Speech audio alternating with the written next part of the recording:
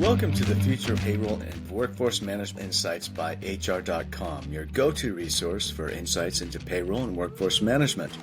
From navigating compliance and technology trends to exploring the latest in global payroll solutions, we're here to keep you ahead of the curve. Join us as we dive into the forces reshaping payroll and share practical strategies to optimize your workforce management. Let's get started. Well, hello, everyone, and welcome to this episode of Future of Payroll and Workforce Management, a podcast by HR.com. We are podcasting today from the floor, the expo floor of HR Technology Conference and Expo. That's the first time I've gotten the name of the conference right today on a podcast, which is, you think I'd know where I am, or maybe you wouldn't. But anyway, today we have Carol MacKinlay, who is CHRO of Pebl, formerly Velocity Global. Welcome, Carol. Thank you. Thank you very much. Yeah, nice to be here. It's nice to see you. I love HR.com, so I'm excited to see myself on the show. Awesome. Thank you. Well, we love hearing that. And we're going to talk about payments in the space today, and fintech, PayTech, how it's disrupting global payroll and stuff that you do as an EOR, and we're going to get into that. But what I like to ask my guests is, what got you into the world of work? What gets you motivated every day when it comes to, human capital management? Very sexy term you've got there. No, what got me into HR actually is I fell into HR in many ways, but what I really enjoy about it is making people's lives better. And I know that sounds a bit trite, but that is what I think, we actually offer, and what my group internally offers and what we're offering to the community is really white glove service, making sure people are treated the way they want to be treated. And that goes to your payments questions too. Where I got into fintech though, I actually was invited to join Binance.com, in 2021, and was not a crypto person, but ended up as the CHRO there and grew the company to a pretty substantial size, kind of number 2 to Coinbase in the United States before the SEC got us and put us to the sidelines. So ended up moving on from there, but I'm now on a public company board, Exodus Movement, which is a digital wallet company. And so we went public this year, and we're a provider of DeFi wallets for people who have digital assets. So I'm getting more and more involved in the ecosystem and how that goes from there. So that's my crypto background. Very cool. It's really exciting how currency is changing and all that kind of stuff. And there's a lot more. This is a great segue. Thank you for providing that segue.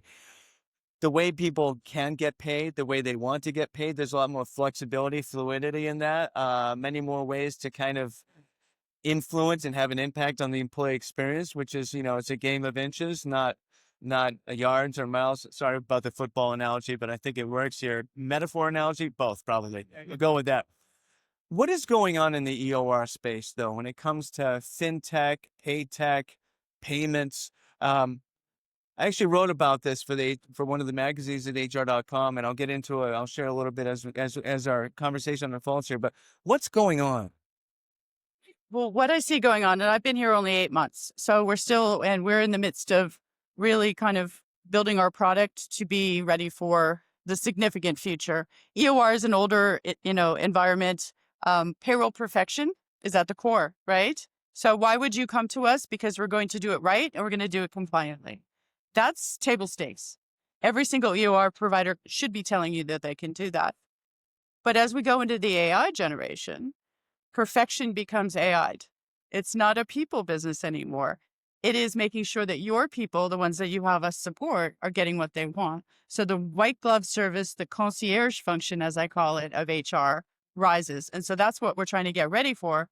With that, if I'm going to treat you the way you want to be treated, you may want to be paid in US dollars. Perfectly happy to have that go to Bank of America. Someone else may be in Argentina saying, I don't want my home currency and I'm actually a crypto advocate. I'd much rather be paid in something else. So making sure that we're doing that in the right way, that we're doing it easily, transparently, and getting ready for that is where this is going to. So it's on the rise. I like what you have to say about HR, sort of the concierge element of HR. That's going to become so just central in the future as AI, just, the sophistication of automation, just getting rid of some of those administrative tasks that HR has been so familiar with for so long. It's really time for HR really to decide to become strategic. And this is one of those ways, in so much as it intersects with payroll. A couple of questions. Let's stay with one first. So how is payments technology, this flexibility, which you just elaborated on in terms of, hey, I got somebody in Argentina that wants to be paid in crypto. I have somebody here in the US that just, hey, I just want US dollars going to Bank of America. How has the technology innovated or advanced or evolved? That's the word I was looking for. Right. Evolved to be able to actually facilitate that. So I see the future, I see the reality now and the future in kind of 4 phases. The first phase right now is all you need, you can do crypto right now with every payroll provider, as long as they can split your payroll into 2 pieces, because rarely do people want to take everything into a digital asset.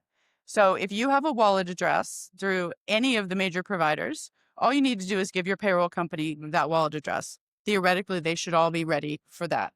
We are ready for that. And we were looking the other day, we think it's maybe up to 10% are getting some sort of payment of their payroll into digital wallets. But what they're getting is fiat, which is what they call the home country currency. So US dollars into a digital wallet that you then convert. The next phase, which is almost phase 1A and not 2, is to have a relationship with the wallet provider where they instantaneously change that to the currency of your choice. But it has to be legal. So it's not legal in several countries to have digital currency. You need to know what you're doing. That's where having a very compliant EOR comes in, or a payroll provider, or whomever you're working with. From there, it's going to be the digital wallet coming in-house. And you're going to see, I think, a flurry of activity in the HR space and farther of people building digital wallets. Right. And so all of a sudden your bank has a digital wallet, which we know that Goldman Sachs and JP Morgan and all those are building those. We're talking about building them. Everyone is. The second phase of that little piece is cryptocurrency in treasury. Would your investors be happy to have you have a crypto treasury to be able to fund the digital wallet? Or are you going to do something else?